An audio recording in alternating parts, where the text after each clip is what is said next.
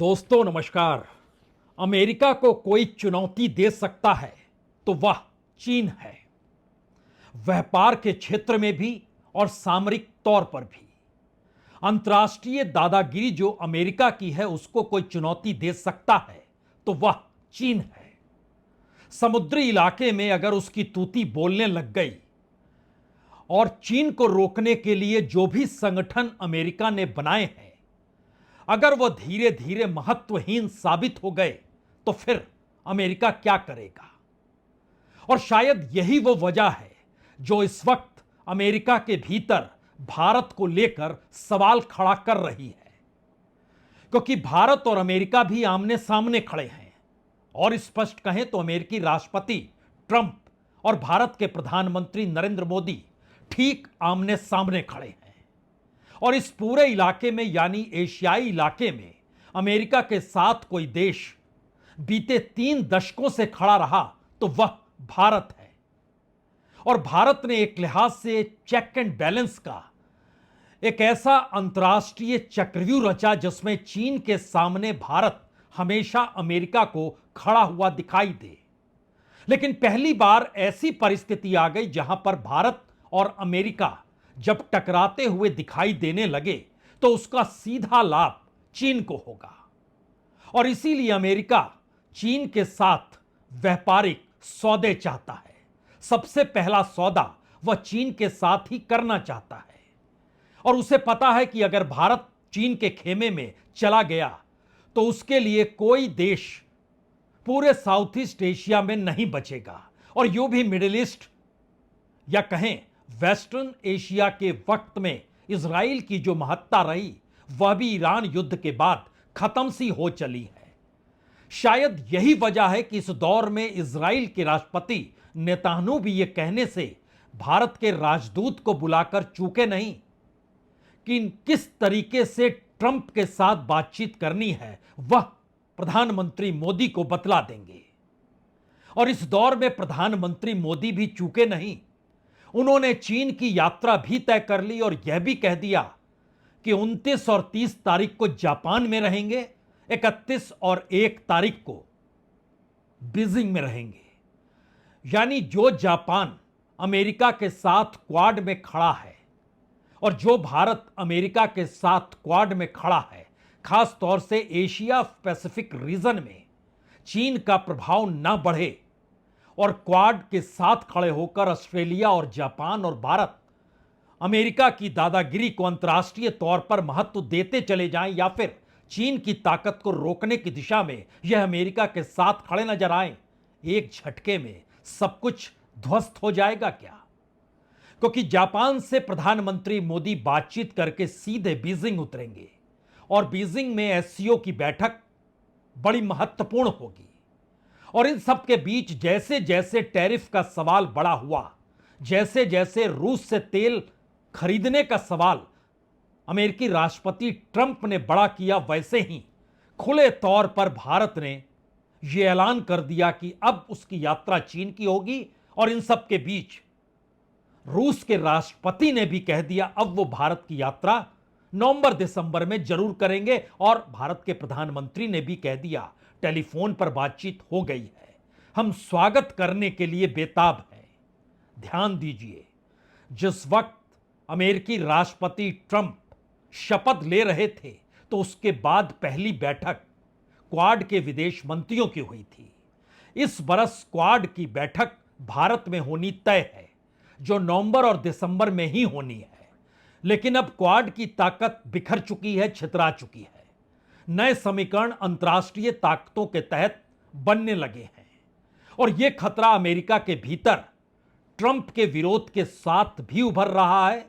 और यह भी सवाल बड़ा हो चला है कि G7 की बैठक को बीच में छोड़कर जब अमेरिकी राष्ट्रपति कनाडा से वापस वाशिंगटन लौट गए तो उसके बाद 17 तारीख को यानी 17 जून को जब उन्होंने टेलीफोन लगाया प्रधानमंत्री मोदी को यह कहते हुए कि आइए हमारे साथ लंच कीजिए, तो उस 35 मिनट की बातचीत ने एक ऐसा हंगामा खड़ा कर दिया कि एक झटके में अमेरिकी राष्ट्रपति ने जो सोचा नहीं था और भारत ने भी जो अपने तौर पर सोचा नहीं होगा कि यह कैसे संभव है कि वाशिंगटन में व्हाइट हाउस में लंच के टेबल पर एक तरफ मेजबानी करते हुए अमेरिकी राष्ट्रपति डोनाल्ड ट्रंप होंगे और उनके सामने प्रधानमंत्री मोदी होंगे और बीच में पाकिस्तान के सेनाध्यक्ष असीम मुनीर होंगे।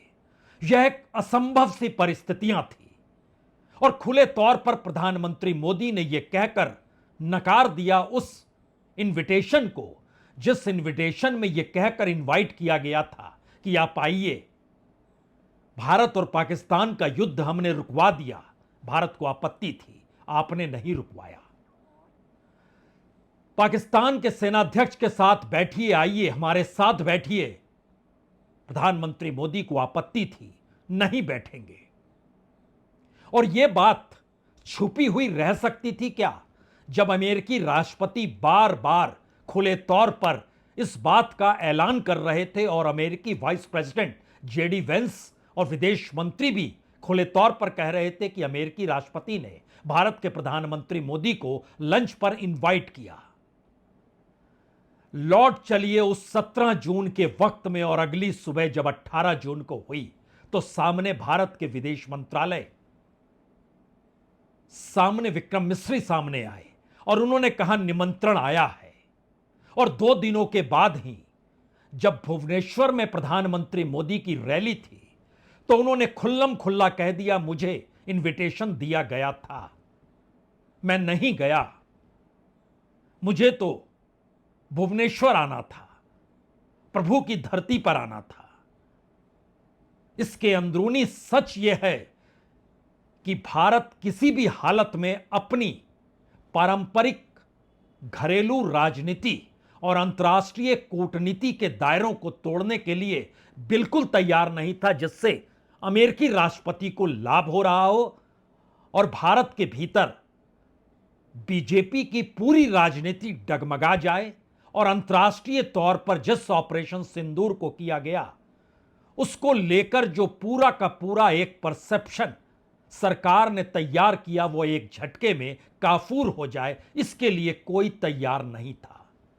उस 35 मिनट की बातचीत का खुलासा ब्लूमबर्ग ने एक रिपोर्ट में जरूर किया, लेकिन उसके बाद की परिस्थितियां कड़ी दर कड़ी अगर जुड़ती चली गई तो पहली बार अंतर्राष्ट्रीय तौर पर इतने बड़े संकेत हैं जो एक झटके में भारत की विदेश नीति, अंतर्राष्ट्रीय कूटनीति, अमेरिका की ट्रेड वार की पॉलिसी, ट्रंप की अपनी विदेश नीति, अमेरिका के बरसों बरस के रिश्ते और इन सब के बीच चीन और रशिया के साथ भारत का खड़ा होना, सब कुछ एक झटके में सामने आकर खड़ा हो चुका है। लेकिन हमें लगता है एक क्षण के लिए आपको हम लिए चलते हैं जब 18 जून को भारत का विदेश मंत्रालय खुले तौर पर सामने आया और 2 दिनों बाद प्रधानमंत्री मोदी ने अमेरिकी राष्ट्रपति ट्रंप के भोजन के निमंत्रण का जिक्र कुछ इस तर्ज पर किया।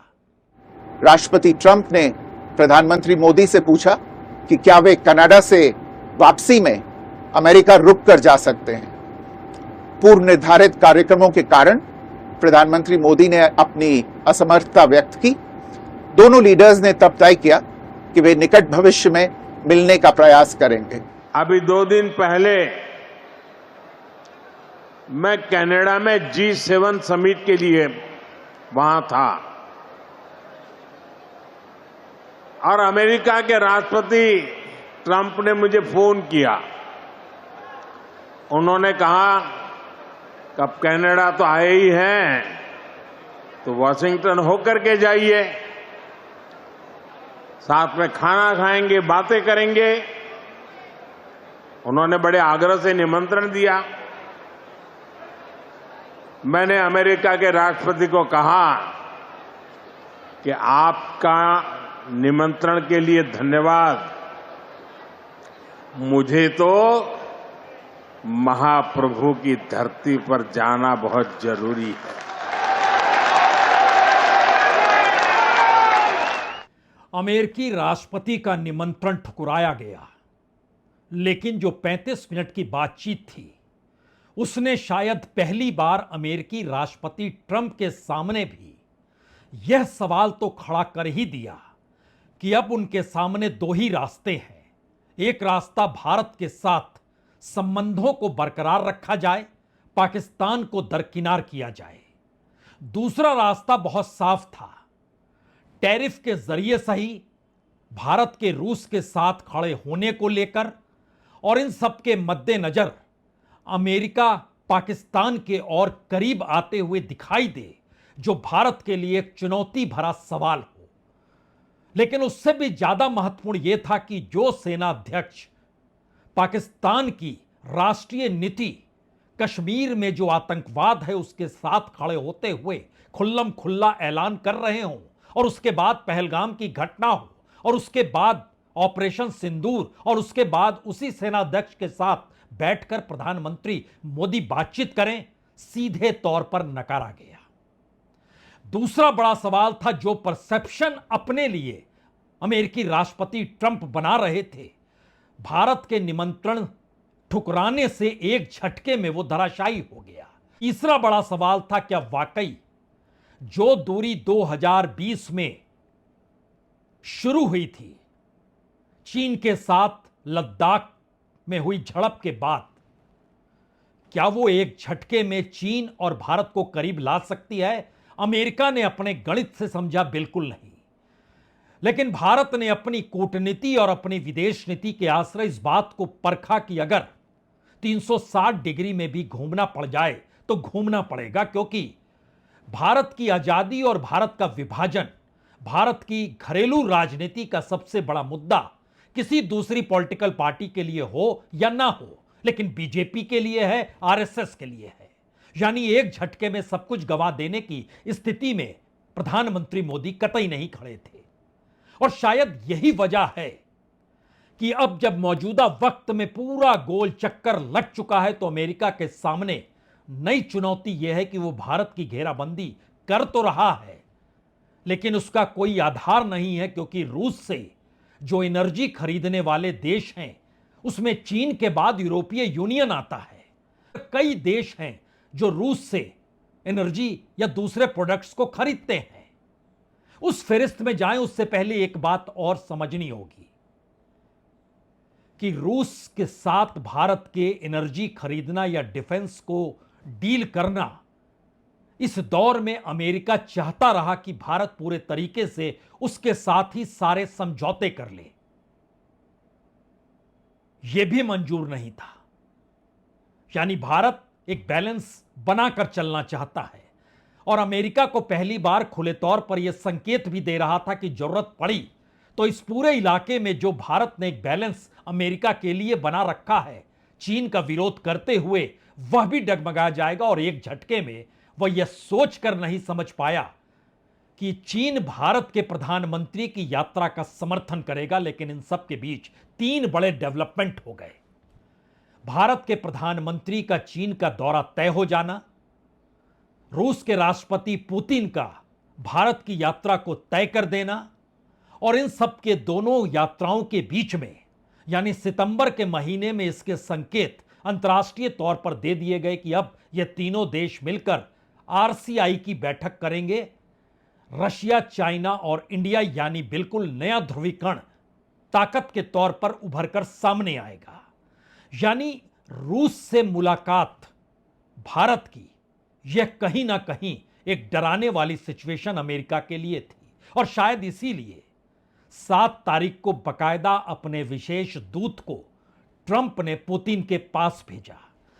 और विशेष दूत ने जो मुलाकात की उसमें 2 लाइनों की जानकारी यही है कि आपको अमेरिकी राष्ट्रपति के साथ बैठना चाहिए, बातचीत करना चाहिए। और ये जो पूरा यूक्रेन के साथ युद्ध है या फिर चीन और भारत का जो करीब आना है और एनर्जी को लेकर जो आपके साथ व्यापार है, वो शायद इस बातचीत के बीच में आ सकता है। तो क्या भारत के ऊपर जो प्रतिबंध था वह भी रूस के राष्ट्रपति के साथ जो ट्रंप की मुलाकात तय हुई 15 अगस्त को, क्योंकि 7 जुलाई को जो बैठक ट्रंप के विशेष दूत स्टीव विटकॉफ की पुतिन के साथ हुई क्रेमलिन में, उसके साथ जब पूछा गया अमेरिकी राष्ट्रपति ट्रंप से कि यह मुलाकात इसके पीछे की परिस्थितियां क्या है, तो ट्रंप का जवाब था, हाल ही में बहुत ऐसी चीजें घटित हुई है जिनसे शांति समझौता आगे बढ़े, और मैं भारत से संबंधित किसी भी बात का उल्लेख नहीं करने जा रहा, लेकिन हो सकता है वो भारत ही था। यानी क्या भारत के ऊपर लगाए गए टैरिफ के मद्देनजर एक इंडिकेशन अमेरिकी राष्ट्रपति दे रहे हैं, इस वजह से पुतिन सामने आए? तो क्या पुतिन या कहें अमेरिका की नजर में अब रशिया और भारत बिल्कुल करीब आ चुके हैं, और इसीलिए यूक्रेन युद्ध जो समाप्त करने की दिशा में ट्रंप बढ़ना चाहते थे, वह इससे पहले हो नहीं पाया, इस दौर में हो गया? इसके पीछे की हकीकत को समझने से पहले एक क्षण के लिए उस मुलाकात की तस्वीर जो पुतिन और स्टीव विटकॉफ, जो ट्रंप के विशेष दूत हैं, उनकी मुलाकात की तस्वीर, और उसके बाद जो एक मॉस्को के साथ बातचीत 15 तारीख को होगी, उसको लेकर जो ट्रंप ने एक्स पर लिखा, अपने सोशल ट्रुथ पर लिखा, और उसके बाद जो सवाल मॉस्को को लेकर पूछा गया जिसमें जिक्र उन्होंने भारत का कर दिया, इन तीनों परिस्थितियों को एक साथ देखिए, कुछ चीजें आपके सामने और साफ होगी।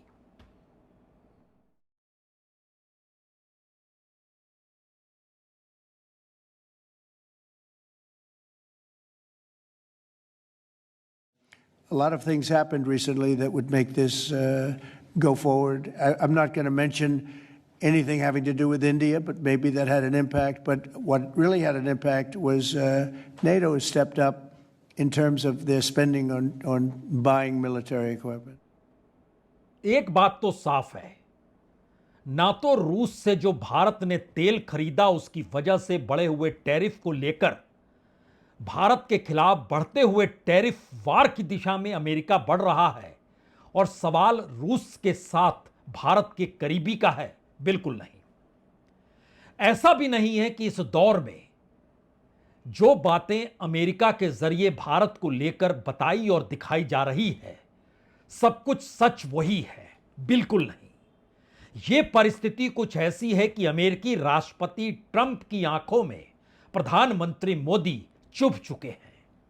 चुभे इसलिए हैं क्योंकि ट्रंप यह मानकर चलते रहे कि अमेरिका की दादागिरी दुनिया पर राज करेगी, डॉलर की ताकत के आगे ब्रिक्स खत्म हो जाएगा, चीन और भारत आपस में टकराते रहेंगे, साउथ ईस्ट एशिया में ईरान, चीन और भारत तीनों एक साथ खड़े हो ही नहीं सकते हैं, और जो भी समझौते और जो भी व्यापार रशिया के साथ हो रहा है वह उसके साथ होगा। ऐसा बिल्कुल नहीं है।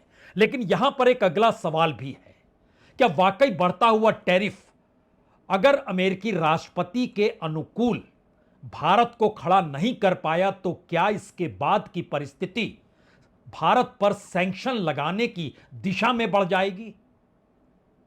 क्योंकि अमेरिकी राष्ट्रपति जितना आगे बढ़ चुके हैं, यहां तक कि रूस से जो तेल खरीदेगा उसमें भारत का नाम सर्वोपरि, और सीनेट में एक बिल लाया गया कि जो खरीदे 500% उस पर टैरिफ लगा दीजिए। 80 सीनेटर साइन कर चुके हैं।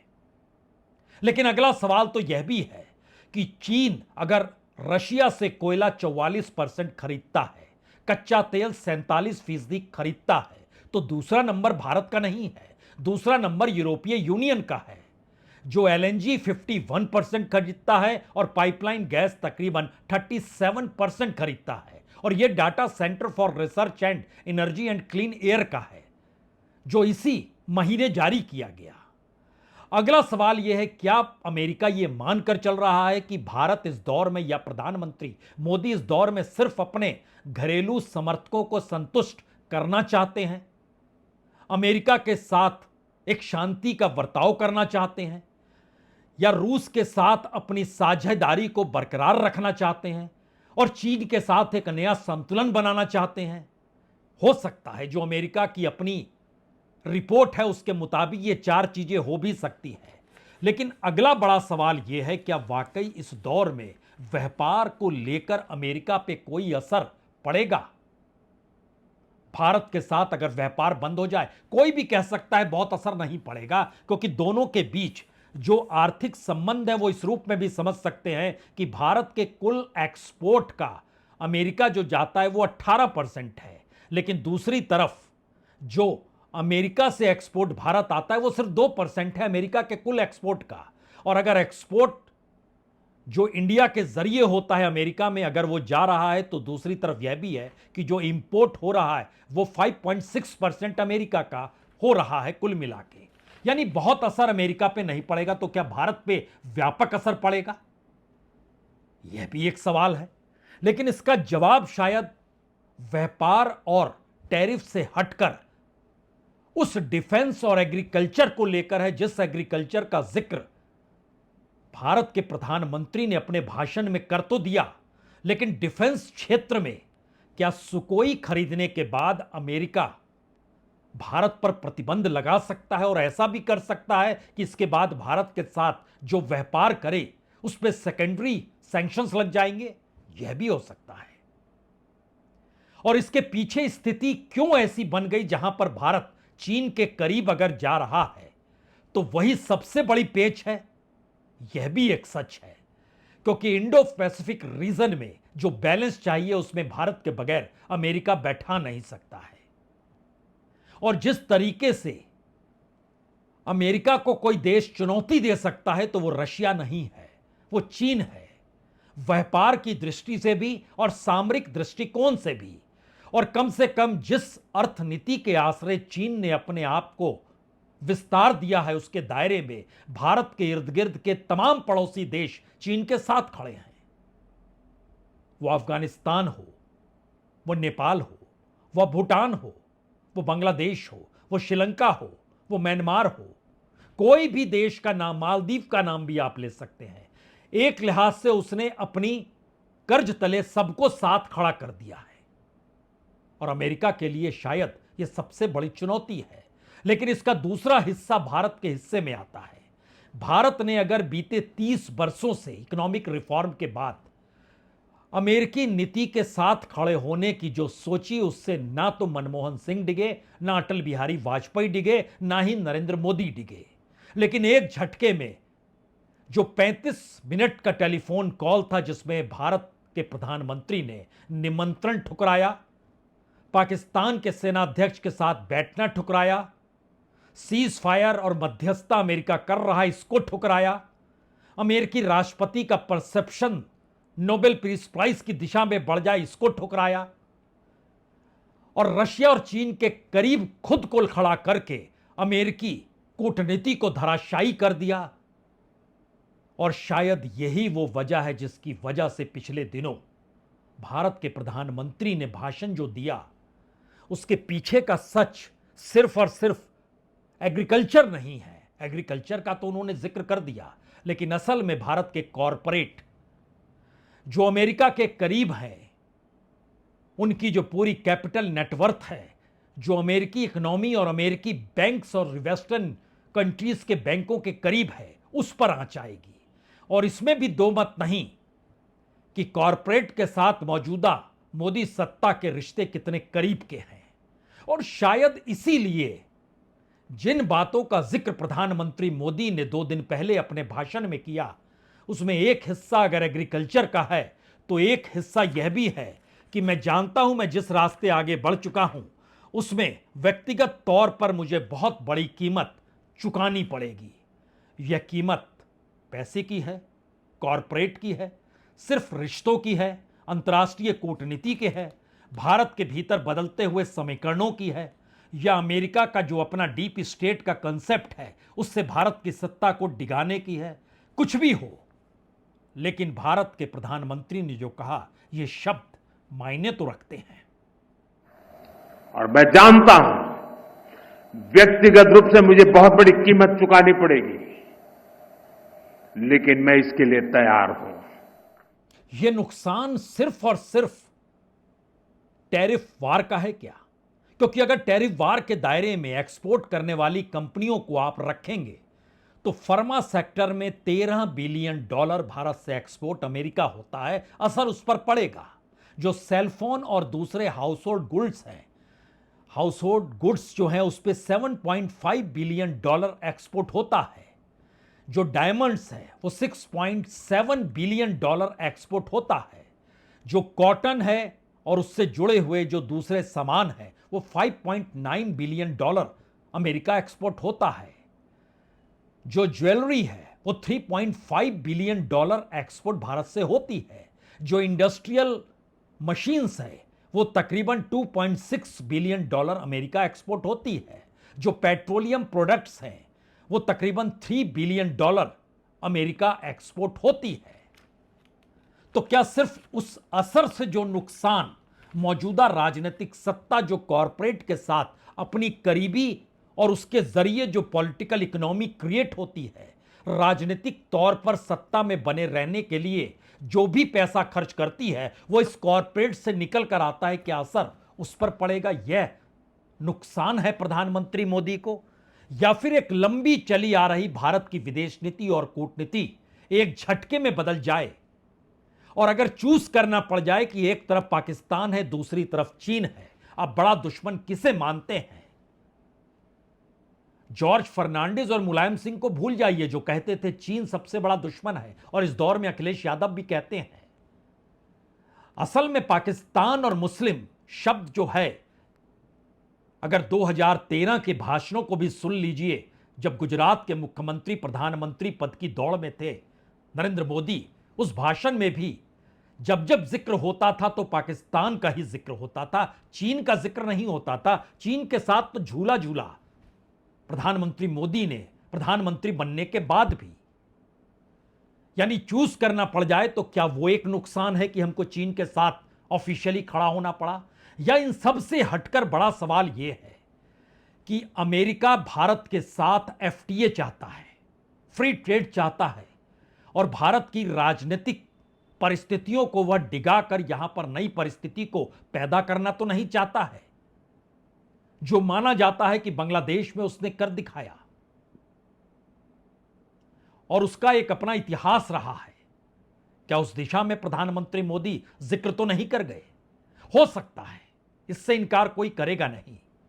लेकिन नया सवाल तो यह हो चला है कि भारत पहली बार खुले तौर पर ट्रंप के टैरिफ वार की नीतियों को न सिर्फ काउंटर कर रहा है, बल्कि वह एक दिखाने की परिस्थिति के पीछे का सच वही है जो 35 मिनट टेलीफोन पर बातचीत यह कहकर हुई थी कि आप आइए हमारे साथ लंच कीजिए, पाकिस्तान के सेनाध्यक्ष मौजूद होंगे, जबकि उनकी लेजिटिमेसी ना तो चुनी हुई सरकार के वो नुमाइंदे हैं और ना ही ऐसा है कि टेररिज्म को वो स्पेस नहीं दे रहे हैं पाकिस्तान के भीतर। बकायदा टेररिज्म जो कश्मीर के भीतर है उसके हिमायती हैं। कैसे खड़े हो सकते हैं? और अमेरिका ने शायद ये बड़ी भूल कर दी और उस दौर का टकराव होते होते यहां तक आ गया कि प्रधानमंत्री मोदी को भी कहना पड़ा कि निजी तौर पर उनको नुकसान होगा। और भारत के कॉरपोरेट के भीतर इस वक्त बड़ी हलचल सी मची हुई है, क्योंकि उनका अपना बिजनेस जिस रास्ते से होकर जाता है उस रास्ते में अगर भारत पर और भारत अगर रशिया के साथ व्यापार कर रहा है और भारत के व्यापार को लेकर और डिफेंस डील को लेकर अगर बात सैंक्शन तक चली गई, भारत का आईटी सेक्टर अगर डगमगाता हुआ दिखाई दिया, जिसके इंडिकेशन गवर्नमेंट के भीतर से ही आने लगे हैं कि अब नए नए तरीके से आईटी सेक्टर को भारत के भीतर स्टार्टअप में तब्दील होना पड़ेगा। ये मैसेजेस उस बदलती हुई इकोनॉमी, उस बदलती हुई इकोनॉमिक पॉलिसी और उस बदलती हुई डिफेंस पॉलिसी और आने वाले वक्त में अंतर्राष्ट्रीय कूटनीति में अमेरिका की अर्थनीति से हटकर बिल्कुल अपनी नई मेक इन इंडिया की अर्थनीति या बिल्कुल नए तरीके से चीन, रशिया, ईरान और भारत ब्रिक्स के माध्यम से, एससीओ के माध्यम से, एशियान के माध्यम से, क्वाड के माध्यम से नहीं। यह एक खतरनाक मोड़ है या शायद एक ऐसी परिस्थिति है जो शायद सेकंड वर्ल्ड वॉर के बाद पहली बार भारत के सामने आकर खड़ी है और उसकी परीक्षा मौजूदा सत्ता और सरकार को इस तर्ज पर देनी है कि खुद भी स्वावलंबी हो और अपनी इकोनॉमिक्स, अपनी फॉरेन पॉलिसी और अमेरिका के साथ रिश्तों को लेकर चेक एंड बैलेंस की एक नई स्थिति अंतर्राष्ट्रीय तौर पर खड़ा कर सके। परीक्षा इसी बात को लेकर है। अन्यथा बात टैरिफ से शुरू हुई है, सैंक्शन तक जा सकती है। बहुत बहुत शुक्रिया, बहुत बहुत शुक्रिया।